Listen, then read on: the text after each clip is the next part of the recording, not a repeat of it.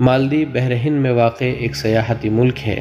یہ ملک 1192 چھوٹے چھوٹے جزیروں پر مشتمل ہے، جن میں سے صرف 200 جزیروں پر ہی انسانی آبادی پائی جاتی ہے۔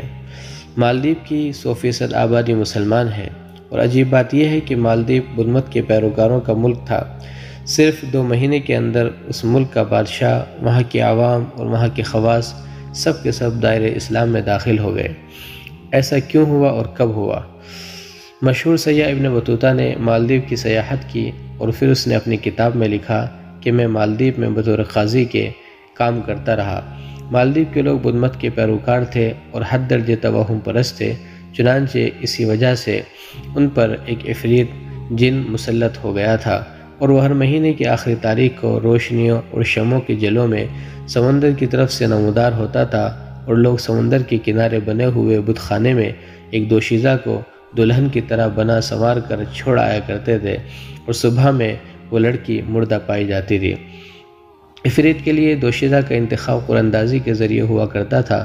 اس بار بھی جب قرآن اندازی کا موقع آیا تو وہ قرآن اندازی ایک بیوہ کی بیٹی کے نام نکلی۔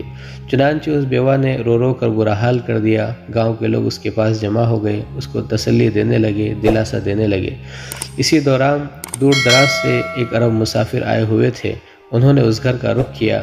جب اس گھر میں لوگوں کو جمع دیکھا اور بیوہ عورت کو روتے ہوئے دیکھا تو اپنے ترجمان کے ذریعے پوچھا کہ کیا ماجرا ہے۔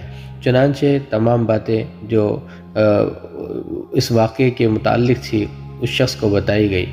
مسافر نے بیوہ کو دلاسا دیا اور کہا کہ آج آپ کی بیٹی کی جگہ میں بیٹھوں گا بت خانے میں۔ لوگوں نے پہلے تو خوف کا اظہار کیا کہ کہیں عفریت غصہ نہ ہو جائے اور پھر ہمارے ساتھ مزید بدسلوکی نہ کرنے لگے۔ بالآخر وہ راضی ہو گئے۔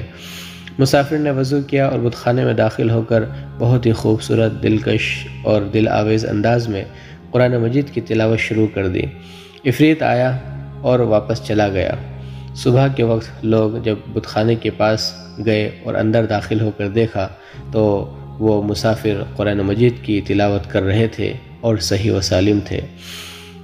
چنانچہ لوگ بہت خوش ہوئے اور پھر اس کے بعد کبھی بھی وہ جن واپس نہ آیا۔ یہ مسافر کون تھے؟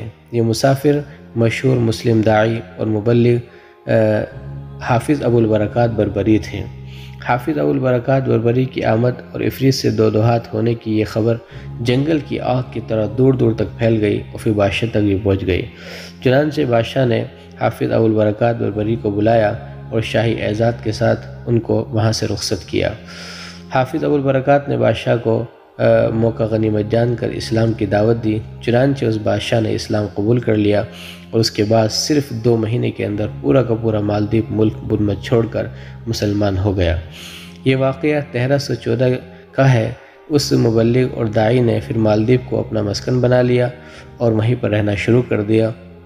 لوگوں کو قرآن و حدیث کی تعلیم دی، ہزاروں مسجدیں تعمیر کرائیں اور مالدیپ میں ہی انتقال فرمایا اور اسی کی مٹی پر وہ دفن ہوئے۔